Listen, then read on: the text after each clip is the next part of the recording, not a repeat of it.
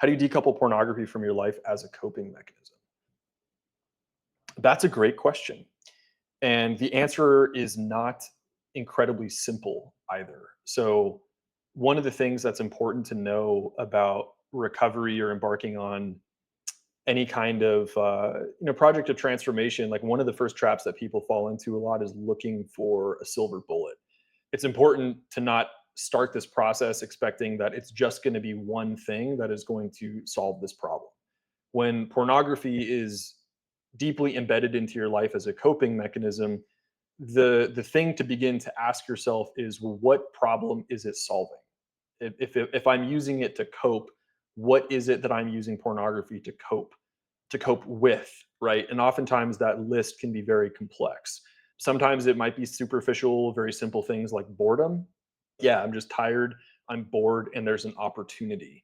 The ease of access to pornography is super, let's say, the ease of access to pornography is so exceptionally high, meaning it is so easy to access that if the only thing standing between us and immediate relief from even semi uncomfortable emotions is like 3 clicks on our finger or 3 clicks on our phone with our fingers, then we're not in a very good position. So, addressing things from the outside in is what I would say to begin to uncouple that. So, if I'm watching pornography, where in my life am I doing it for superficial reasons? If I can plug up the holes where I'm doing it for superficial reasons, such as by installing blocking software, getting accountability, that kind of stuff, and seeing what happens with the superficial usage of pornography and what kinds of emotions emerge on the wake of that, then we'll get more data in order to begin to address the issue at deeper and deeper levels as necessary. So a lot of people will find that if they try to implement superficial approaches to solving this problem, such as installing blocking software or making rules for themselves about I'm not allowed to use my phone or to have it in after this time or to bring it into my bedroom with me, um, they'll often find, excuse me, that these rules and these sort of superficial approaches to solving the problem are not cutting it. They don't work. At which point we begin to realize, as I started by saying, that sometimes the roots of this can be more complex. Generally speaking, when somebody is struggling with an addiction, it's not just the external behavior that needs to change, it is their relationship with themselves, others, and life. All of that needs to change. So you'll find people struggling with pornography addiction, and you start looking at the circumstances of their life, and we're like, okay, so you had rough upbringing, super insecure, low self-esteem. You were exposed to pornography at a young age. Maybe you had some kind of trauma as a child as well, and you developed alongside pornography as a coping mechanism.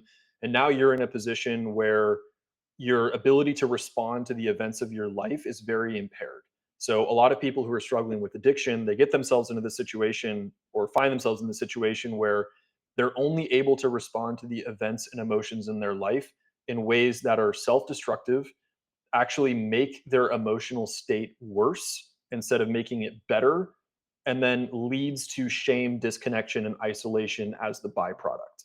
They're caught in a cycle of what we call short term mood repair. So every single time something difficult is coming up in their life, they're caught in these patterns of responding to it in ways that is temporarily alleviating the pain or lifting their mood, but leading to long term, even greater long term pain. So, what problems is pornography the solution in your life for? Is it loneliness, a chronic state of trauma that is locked in your body that is creating constant pain and negative emotion, which never seems to go away? And the only respite that you get from it are these brief intervals in which you are escaping through some kind of sexual acting out? Is it the pain of loneliness that is due to perhaps also trauma, but then also dating and relationship skills deficiencies and the inability to feel real intimacy and connection in relationships? Is it a spiritual disconnection? Like you feel like you are all alone in life, that you are in some way fighting against life in order to get your needs met, living in this position of very deep spiritual separation, which is causing you to feel an intense amount of negative emotion, which then again needs some kind of medication or escape.